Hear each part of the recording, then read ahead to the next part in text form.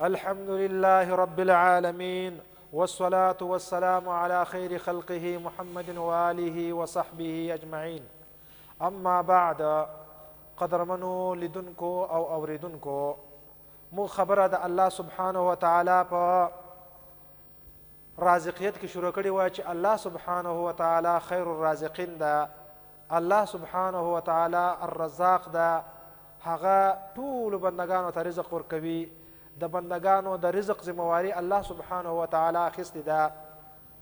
خو بل طرف ته په بندگانو باندې هم ځینې مسؤلیتونه اچولي دي چې دوی به هم ځینې کارونه کوي.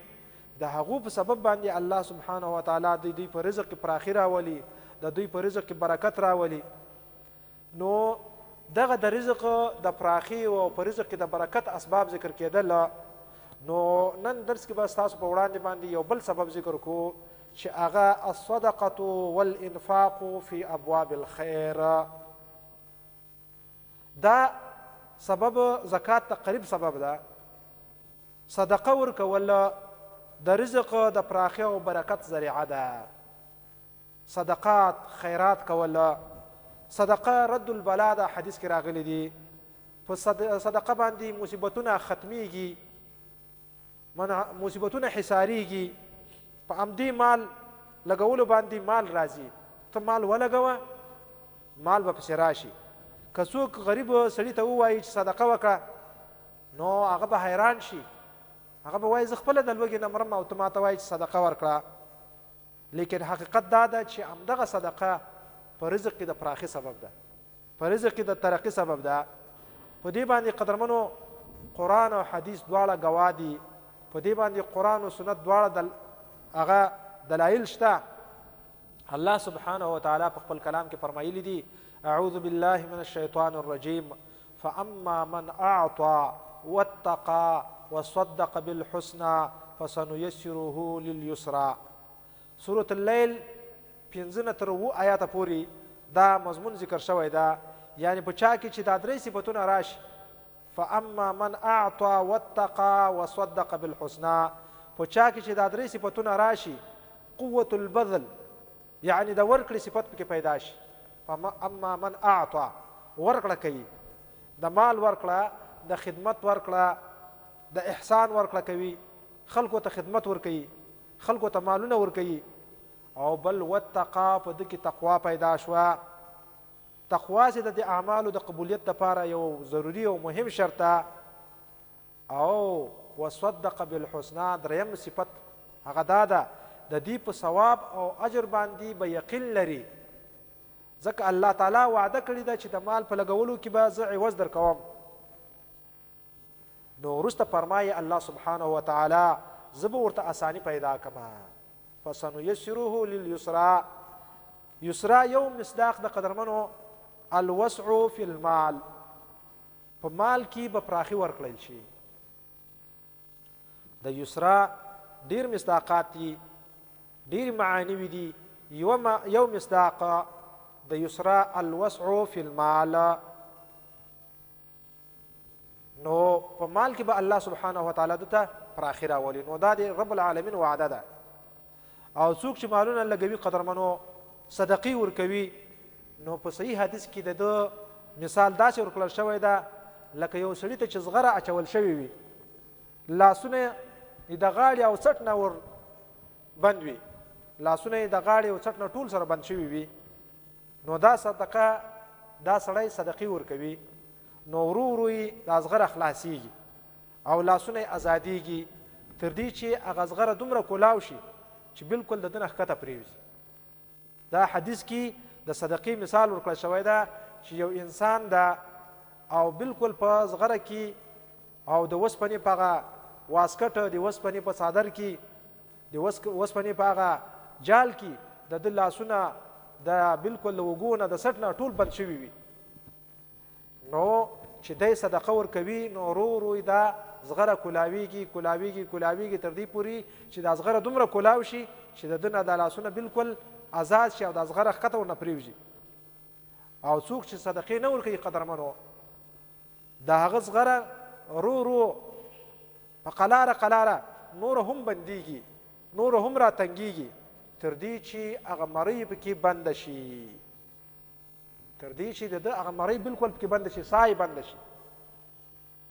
دا روایت قدرمنو په صحیح البخاري او صحیح مسلم کې راغلی ده.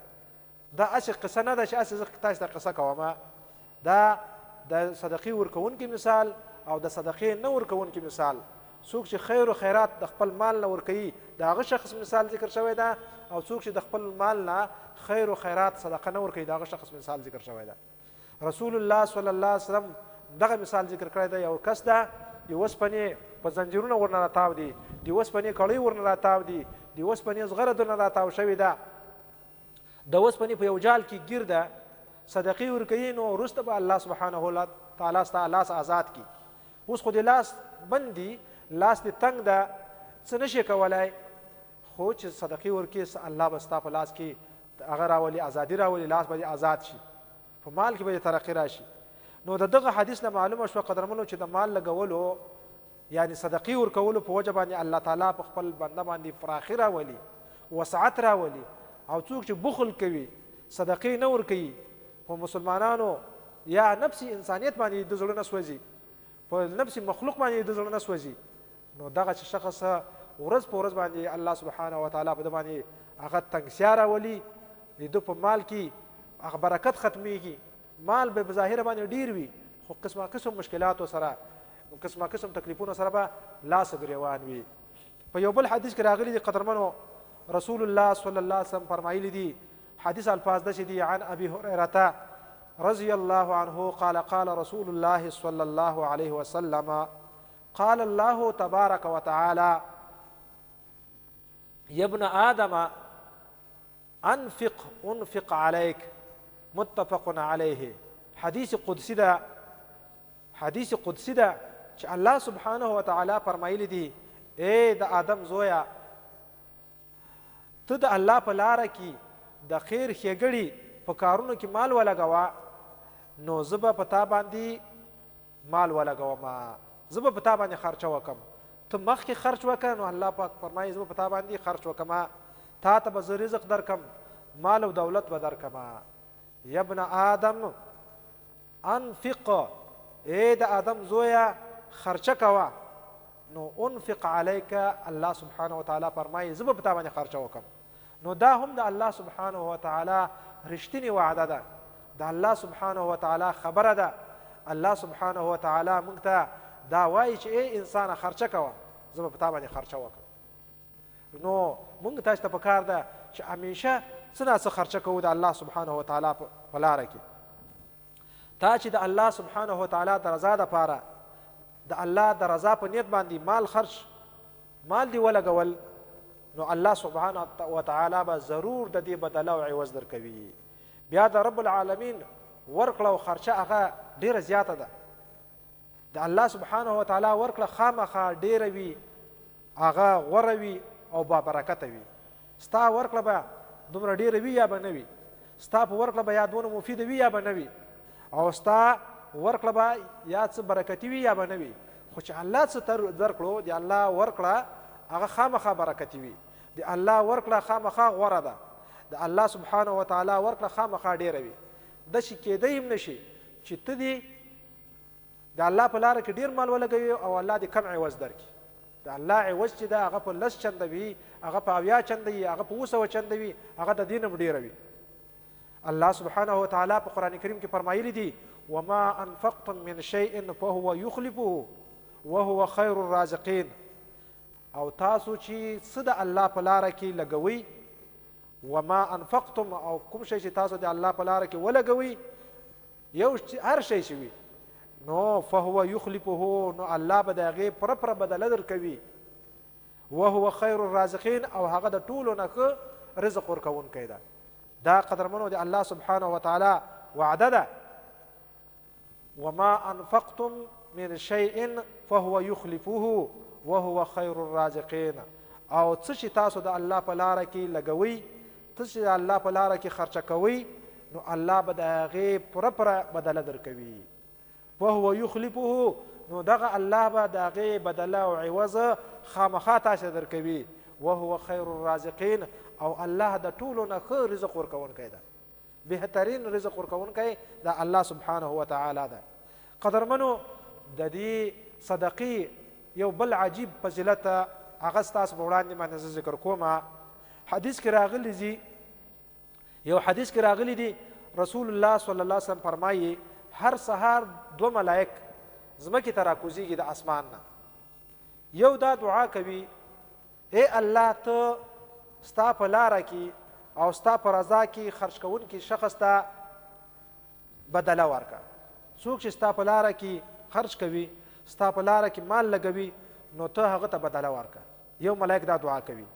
او بل ملائک بیا دا خیری کوي، دا بد دعایی کوي، وایي اے الله خرج نه کوونکي ته ستا په لاره کې څوک چې صدقې نه ورکوي، ستا د رضا دپاره مال نه لګوي، څوک چې خرج نه کوي ستا په لاره کې ستا د رضا دپاره مال نه خرج کوي، نو د هغه مال ضایع او هلاک کا. دا دویم ملائک همدا خیری کوي چې اے الله ستا په لاره کې خرج کوونکی شخص چې نه وي، هغه شخص چې ستا په لاره کې خرج نه کوي، ستا د رضا دپاره مال نه لګوي، صدقې نه ورکوي، نو د هغه مال ضایع کا. دا خیری کوي او دا بددعایي کوي. دا قدرمنو دا روایت متفق علیه روایت ده چې هر سهار 2 ملائک الله سبحانه وتعالی ځمکې ته رالیږي. دا ستا متعلق هم دا دعا کوي، زما متعلق هم کوي، د عبدالله متعلق هم کوي، د عبدالرحمن متعلق هم کوي. که څوک په دې دنیا په دغه سر کې ده او که د دنیا په هغه سر کې ده، که په جنوب کې ده، که په شمال کې ده، که په مشرق کې ده، که په مغرب کې ده، که هغه په ښار کې اوسیږي، که په کلي کې اوسیږي، خو چې څوک هم چېرته اوسیږي د ځمکې په سر باندې اوسیږي او ژوندی ده، دغه د ملایکو دعا هغه ته شامله ده چې ای الله ته ستا په لاره کې خرج کوونکي شخص ته، ستا د رضا دپاره خرج کوونکي شخص ته بدله ورکړه، عوض ورکړه. او دا بل ملایک خیری کوي چې الله څوک چې ستا په لاره کې خرج نه کوي، څوک چې ستا د رضا دپاره صدقې نه ورکوي، څوک چې ستا د خوشحالولو دپاره مال نه لګوي، نو ته د هغه مال ضایع که، د هغه مال هلاک. متفق علیه دا روایت هم بخاري او مسلم راوړی ده. نو قدرمنو په یو بل روایت کې داسې الفاظ راغلي دي وعجل لممسک تلفا. ملائک داسې خیرې کوي هی الله څوک چې ستا د رضا لپاره مال نه لګوي، مال یې د ځان سره حصار کړی ده، نو ته ډېر په تادي باندې دا د مال هلاک کا. دا حدیث صحیح روایت ده، امام احمد رحمه الله په خپل مسند کې راوړی ده او نورو مفسرینو هم راوړی ده. نو هر سهار ملائک خیری کوي دا اشخاص ہوتا ہے. قدرمنو په دې روایت کې تلفن راغلی ده، حسی تلف هم مراد ده او معنوي تلف دواړه مراد دي. په دې کې حسی تلف دا ده چې مال څوک پټ کړي، مال به غل براشي، مال به تیر پټ کړي، مال به ورک شي، مال به وسوځي، یا به بله طریقه باندې د مال ضایع شي. حکومت له طرفه د سرکار له طرفه به باندې جرمانې ولګېږي، بل ظالم به ورباندې مسلط شي، د مال څه شو؟ تلف شو، هلاک شو، ضایع شو. او معنوي تلف بیا دا ده چې دا مال بې برکته شي، د خیر او ثواب په ځای کې به نه لګېږي د مال، د انسان د فایدې سبب به نه وي، بلکې الټا بالعکس د ده د پریشاني سبب به وي. خلک مال د څه دپاره ګټي؟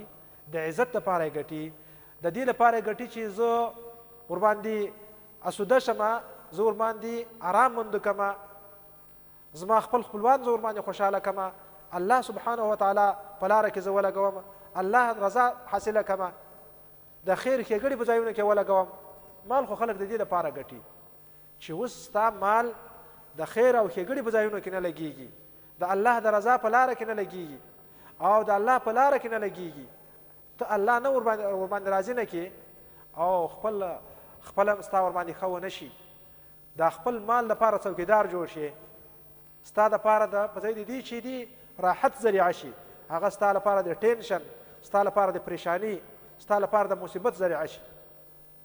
ته پوه شه چې دا زما مال کې الله برکت یې اخیستی ده، که دی زما په دې مال کې برکت وای نو دا مال به ماته د آرام سبب جوړ شوی و، زما د سکون سبب به جوړ شوی و، زما د خوشحالي سبب به جوړ شوی و، ما به الله په دې باندې راضي کړی وای دا زما مال به د الله په لاره کې لګېدلی وای، ما به په دې باندې د مور پلار خدمت کړی وای، د خپل خپلوانو خدمت به مې ورباندې کړی وای، ما به په دې کې الله په لاره کې په جهاد کې به مې لګولی وای، خلکو ته به مې قرضونه او صدقې ورکړې وای.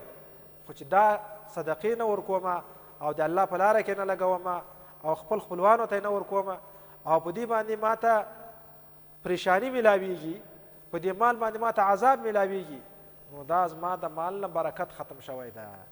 نو قدرمنو دلته کې چې ملائک دعا کوي چې ای الله د ده په مال کې طلب پیدا کا، دا ملائک داسې وایي وعجل لممسک طلبا، ای الله څوک چې ستا په لاره کې مال نه لګوي، ستا د رضا دپاره خرچ نه کوي، نو د هغه دپاره یا الله پاکه د هغه مال طلب کا، د هغه مال هلاک کا، د هغه مال ضایع کا.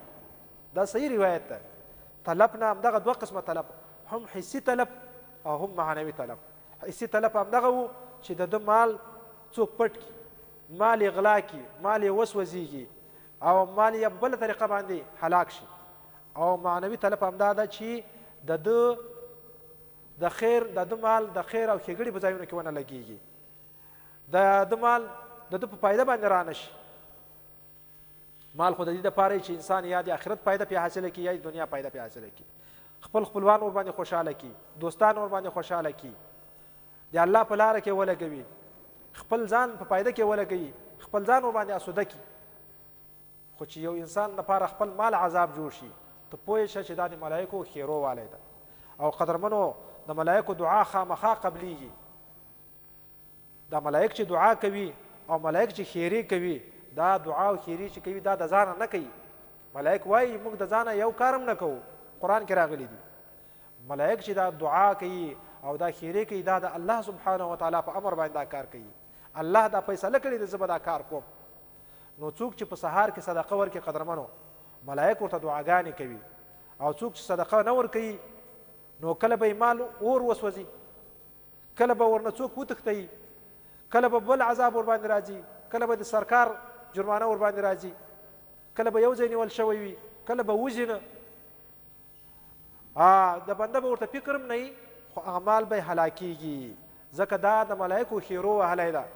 او یو شخص ته به مال د یو او بل ځای نه راځي، کله د یو ځای نه کله د بل ځای نه به راځي، ځکه دا د ملایکو دعا اخیستلې ده، ملایکو دعا ورته کړې ده. همدغه ده وجه ده چې بعض علما وایي چې هر سهار کې خامخا څه نه څه صدقه ورکول پکار دي، که هغه لږ وي او که ډېره وي. 1 روپۍ ولې نه ده، ته یو خزانه ورته جوړه کړه، په خزانه کې وراچوه 1 روپۍ، ته په څه کې رالې، ته په صدقه کوونکو کې شامل شوې، 1 روپۍ کار وکړه، نو ته به په صدقه کې شامل شې. ځکه بیا به تا ته ملایک دعاګانې کوي، ته هم په صدقه کوونکو کې هغه شامل شوې. نو په دې وجه باندې که چا 10 روپۍ ورکړې، هغه هم صدقه کې راځي. اوس یو سړی ده، مثال په طور سره متعلم ده، هغه شاګرد ده، سبق وایي، هغه د 1 روپۍ خرچه کړي، ملایک به ته دعا وکړي. او یو سړی د ډېر وسې کېږي، ډېره خرچه دې کوي. غرض ما قدرمنو په دې خبرو کې دا ده چې صدقه او خرچه کول پکار دي په مور و پلار باندې، په خپل خپلوانو باندې، یارانو دوستانو باندې، د الله سبحانه وتعالی په لاره کې خرچه کول پکار دي. خیراتونه کول، نور غریبانان فقرا ډېر شته بې شمېره، نو صدقه ورکول پکار دي چې زموږ په مال کې خیر و برکت راشي.